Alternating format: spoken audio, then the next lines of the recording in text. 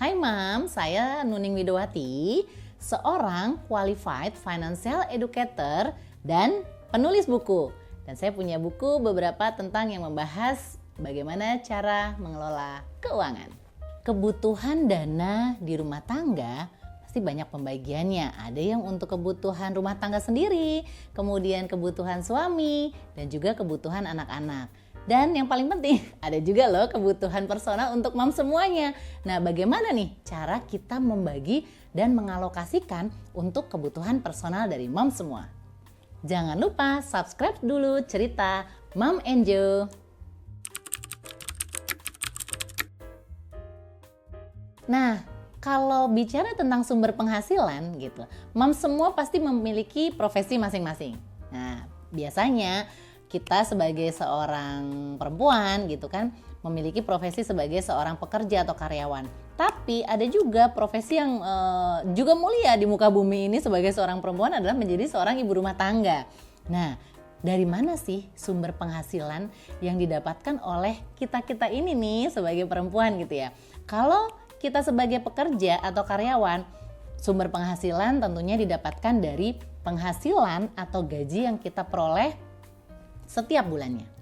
Nah, sedangkan kalau kita yang sebagai ibu rumah tangga, dari mana dong Mam penghasilannya? Nah, tentu saja itu didapatkan dari penghasilan yang diperoleh oleh suami untuk memenuhi kebutuhan-kebutuhan finansial dari rumah tangga dan anggota-anggota rumah tangga yang ada di dalamnya.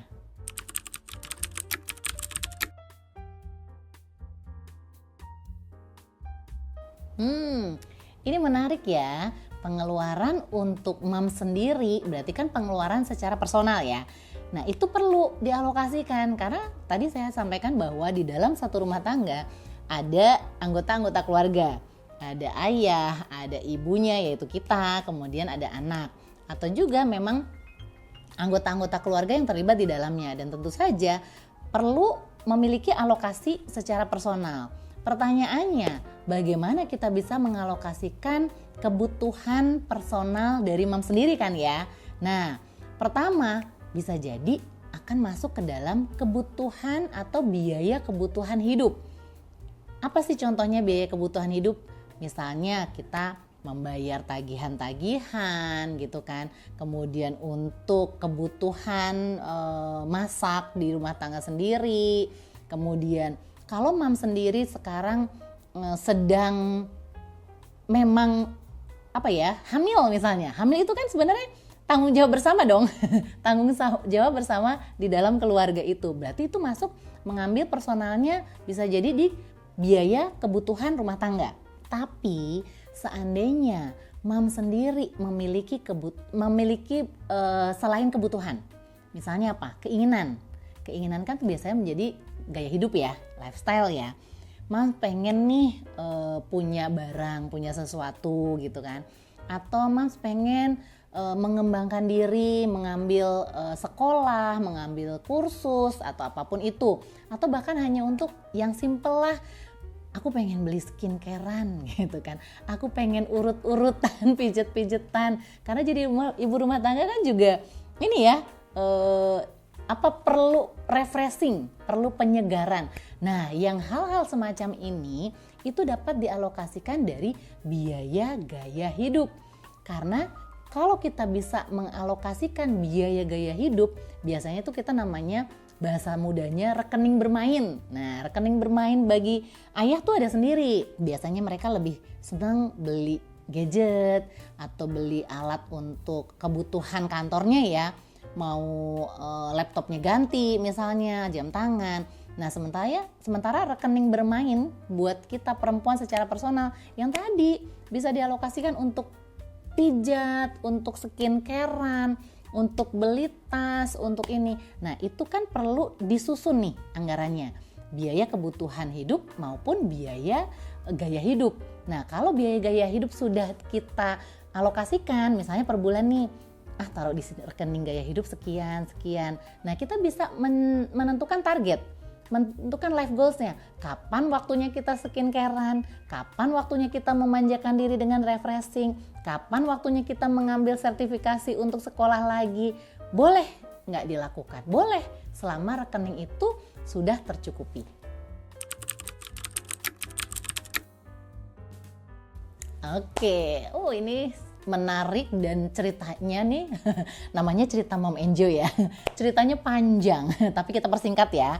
Bagaimana kita, simpelnya kita sebagai perempuan, sebagai ibu, sebagai karyawan, sebagai seorang yang memiliki profesi, tentunya semua memiliki tanggung jawab untuk mengatur keuangan. Banyak di luar sana yang bilang, udahlah itu urusan bapaknya aja. Udahlah itu urusan pasanganku aja. Padahal mengatur keuangan adalah tanggung jawab dari masing-masing individu. Termasuk kita perempuan memiliki tanggung jawab secara keuangan. Baik itu keuangan secara rumah tangga maupun keuangan secara personal. Nah, gimana caranya kita punya, kalau secara konsep, secara metode kita menggunakan Mind Wealth. Nah, Mind Wealth ini mom semuanya diajak untuk menyisihkan dulu. Pertama untuk tax, kedua untuk charity atau sedekah, ketiga untuk membayar cicilan, membayar utang, karena itu adalah salah satu kewajiban yang kita perlu membayar atau melunasi. Kemudian kita memiliki menyisihkan untuk rekening proteksi. Yang kelima, memiliki rekening investasi. Dan yang terakhir, silahkan tadi tuh digunakan untuk biaya kebutuhan hidup dan biaya gaya hidup. Nah, tadi kita sudah bahas ya, bagaimana tadi kebutuhan rumah tangga itu masuknya kemana. Kemudian kita juga sudah tadi bahas keinginan atau gaya hidup itu masuk ke rekening mana. Selama alokasi anggaran tadi sudah kita sisihkan dulu untuk 5 pos dan satunya sisanya kita gunakan untuk biaya kebutuhan hidup dan biaya gaya hidup, maka insya Allah sejatinya semua anggaran-anggaran kebutuhan finansial yang sesuai dengan tujuan hidup harusnya sudah terdeteksi, teridentifikasi, dan terencana.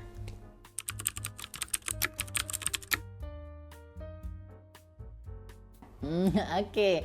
Nah, kalau bicara prosentase ya, kita sambil bahas semuanya ya, karena pengen nih cerita Mom Enjoy, mom semuanya yang mendengarkan obrolan seru hari ini semakin cerdas dalam mengatur keuangan dan semakin bijak juga mengalokasikan dana-dananya ya gitu kan. Nah, tax itu biasanya tergantung prosentasenya dari kebutuhannya. Kan kalau di daerah ada juga yang setiap rumah punya satu motor, biaya taksnya banyak dong. Ada yang punya rumah beberapa, taksnya beda pajaknya. Karena bicara pajak macam-macam. Ada pajak bumi dan bangunan, ada pajak kendaraan, bahkan yang kadang terjadi atau sering terjadi kebocoran keuangan.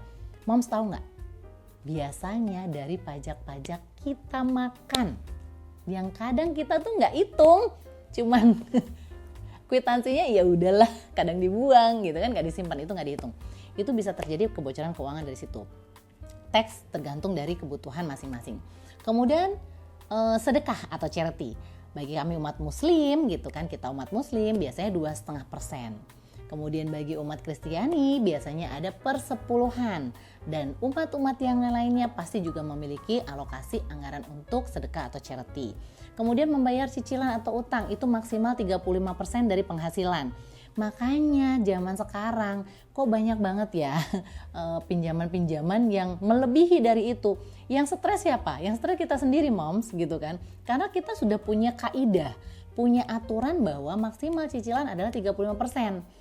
50% aja udah ngap-ngapan. Ini kadang sekarang ada yang 70%, 80% dari penghasilan. So, kita sama-sama belajar bahwa cicilan utang maksimal 35%, kemudian rekening proteksi minimal 10%, kemudian rekening investasi alokasikan setiap bulan minimal juga 10%, dan tadi bicara tadi gaya hidup tadi, itu biasanya biaya titik-titik hidup itu di range 40-45%. Menempati porsi dari penghasilan kita. Nah, silahkan bicara tentang kebutuhan dan keinginan kan dari masing-masing rumah tangga berbeda. Dari masing-masing kita individu, secara personal kita sebagai seorang perempuan juga akan berbeda. Jadi silahkan dimaksimalkan 45% atau 40% yang biaya titik-titik hidup, biaya kebutuhan dan biaya gaya hidup tadi dialokasikan sesuai dengan kebutuhan tiap bulannya. Karena bisa jadi bulan ini kita hanya butuh skincare-nya aja. Tapi 6 bulan yang akan datang kita perlu nih mau beli tas baru misalnya gitu. Jadi dari 40-45% itu dialokasikan, di-maintain dan dinikmati untuk biaya titik-titik hidup tadi, yaitu kebutuhan dan gaya hidup.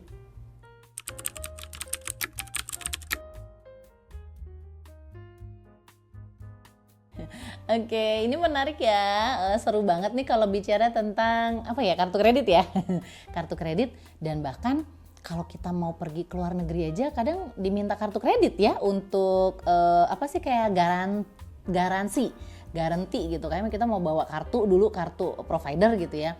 Ada kartu kreditnya enggak gitu kan. Dan benar bahwa kartu kredit itu sekarang banyak orang dan mungkin sebagian orang menganggapnya ini masih sebagai lifestyle.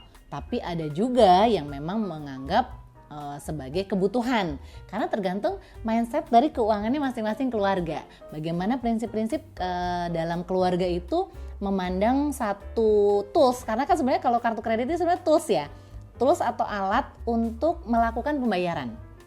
Nah, kalau saya sebenarnya lebih menyarankan kalau ada cash gitu ya. Karena memang cash itu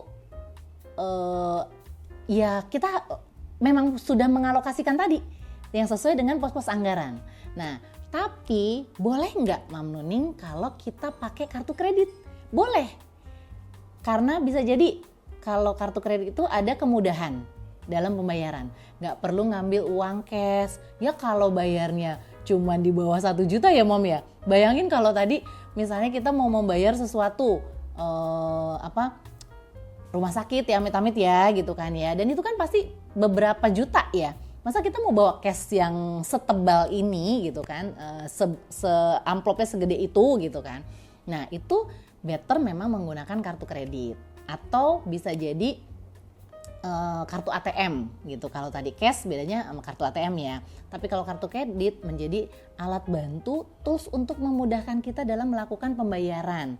Nah jadi dan biasanya kita juga ada cicilan-cicilannya gitu ya. Nah ini sebenarnya sesuatu yang perlu diperhatikan, perlu dihitung dulu. Sebenarnya cicilan 0% tuh bener nggak sih cicilannya? Coba deh sekali-sekali hitung, bener nggak sih cicilan 0% gitu ya? Ya nggak apa-apa. Kalau secara prinsip dalam keluarga masih mau menggunakan kartu kredit itu pilihan. Tapi boleh ya Mam, saya mau ingetin sesuatu.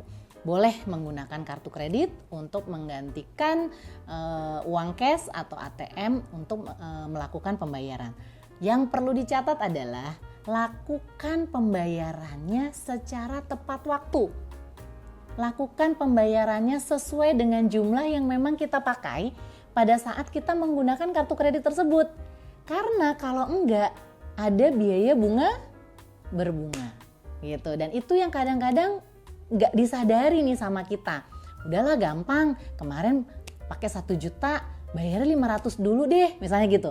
Yang baik adalah langsung bayarkan 1 juta.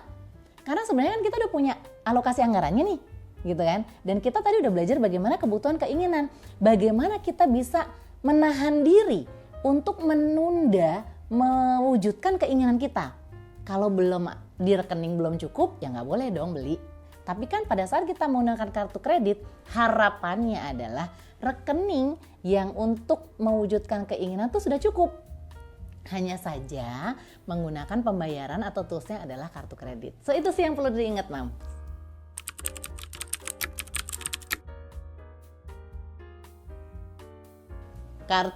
Ini masih kartu kredit ya gitu kan. Pertama membershipnya gratis gitu kan ya. Tidak ada biaya tahunan gitu kan. Padahal kadang-kadang cuma setahun doang. Kita tuh nggak sadar gitu kan. Tahun depannya nggak tahu ditagihkan tuh ke kartunya gitu kan. Kemudian ada point rewards gitu. Tidak apa-apa menurut aku, menurut saya penggunaan kartu kredit itu harus bijak. Selama memang itu tadi dijadikan sebagai pengganti atau tools dalam melakukan pembayaran, that's fine. Oke aja. Yang perlu dicatat adalah itu, sebenarnya uangnya udah ada. Kecuali kita nggak punya uang, kita belum mencukupi yang tadi rekening keinginan gitu kan, tapi kita udah pengen nih gengsi sama temen, gengsi sama bestie. Yang parah lagi gengsi sama tetangga.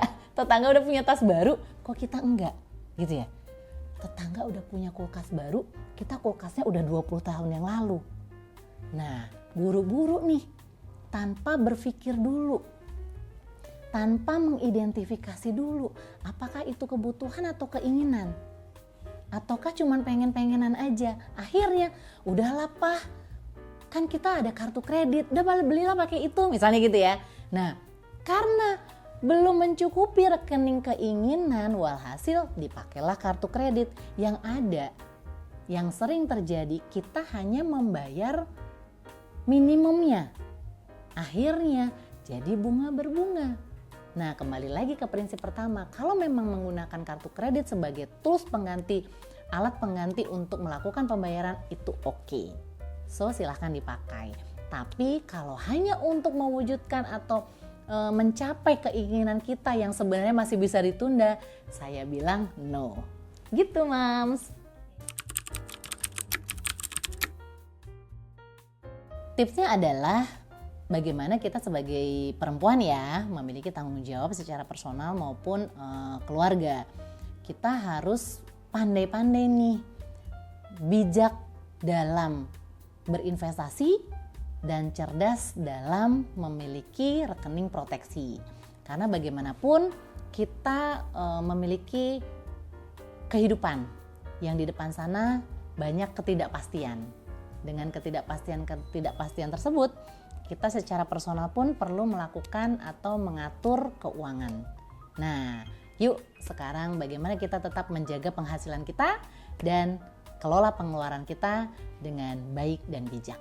Semoga obrolan kita hari ini bermanfaat sehingga kita sebagai seorang perempuan dapat memilih dan memilah mana dana personal sehingga tidak bercampur dengan dana rumah tangga. Terima kasih sudah menyaksikan cerita Mom Angel. Bye!